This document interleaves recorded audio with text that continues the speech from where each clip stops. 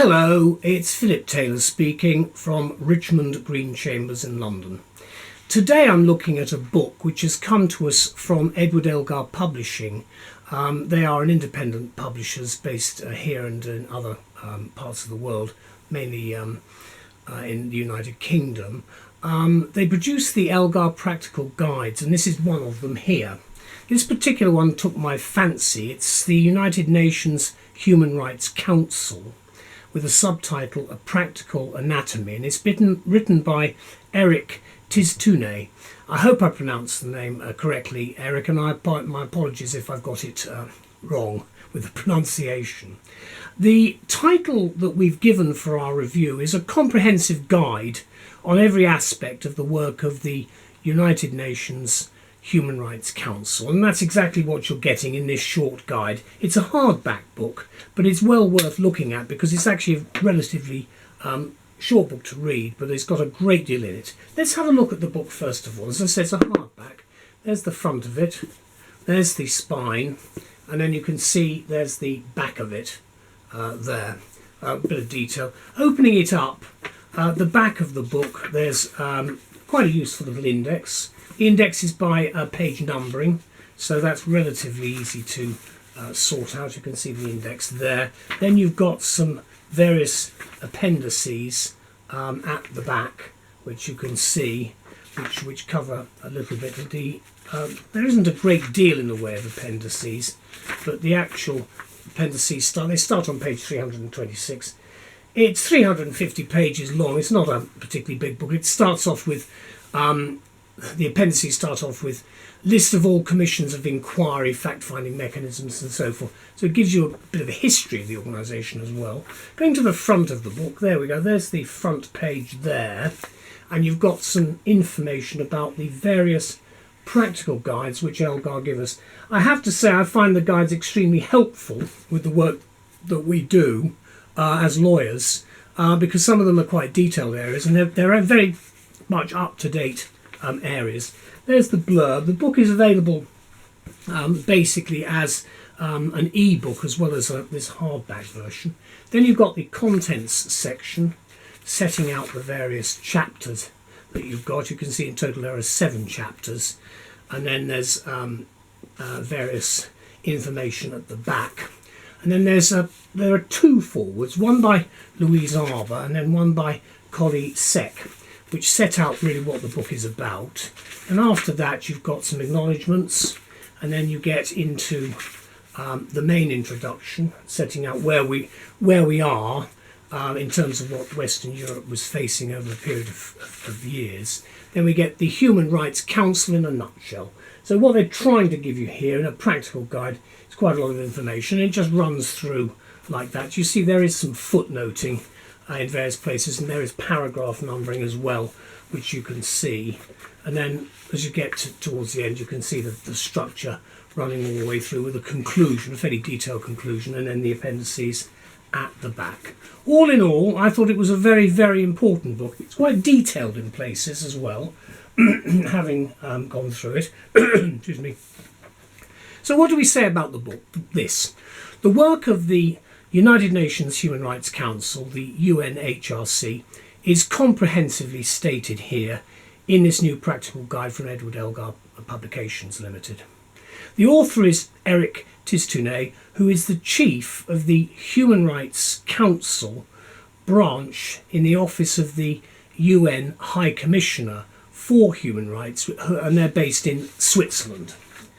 And therefore, obviously, the book is in English, but the language I suspect Eric speaks is not necessarily going to be his first language of English. I don't know, but I would imagine he's fluent in a number of languages, bearing in mind the way in which the book is actually produced, because it's a first-class book for English speakers.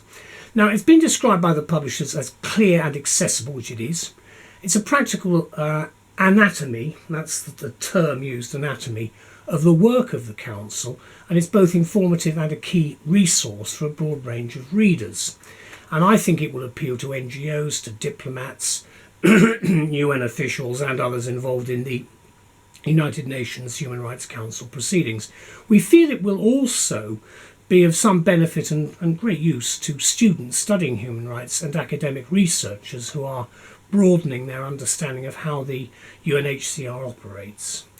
Tistounet gives us a meticulous overview of the structure and functions of the Council, and he gives an outline of the processes involved, offering us a platform which will allow us to develop our own conclusions, in my view, and our views of how the Council operates, because we all have our own ideas quite often about how these big organisations go about their business.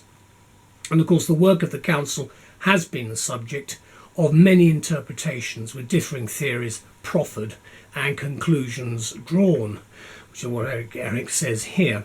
It's a compact book. I've got 400 pages, probably something like that, with an excellent series of appendices at the back and useful, relatively short, index by page numbering.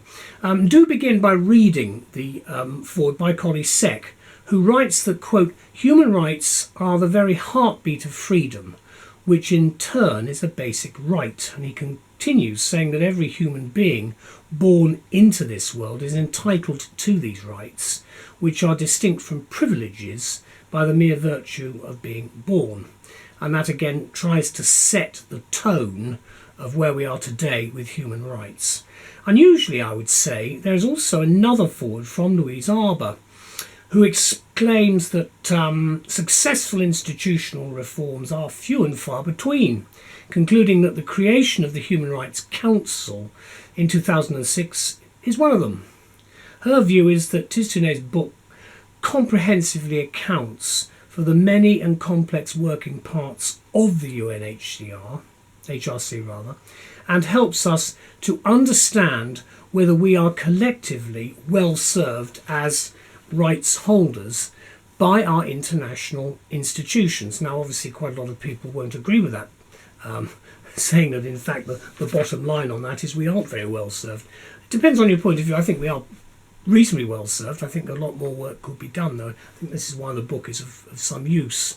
And without coming down on either side, she concludes that it's a reflection well worth having, and I concur with that. I think the important thing to bear in mind is that it's getting people to understand what the work of the United Nations Human Rights Council really is. And so what the author does is he's constructed an excellent piece of work, in our opinion, which has a purpose, laying down the facts and then raising a set of questions which certainly stimulate critical thinking, whilst playing the dual role of providing information whilst allowing the reader a moment for reflection. And that's nice because you get a bit of a breathing space, if you like.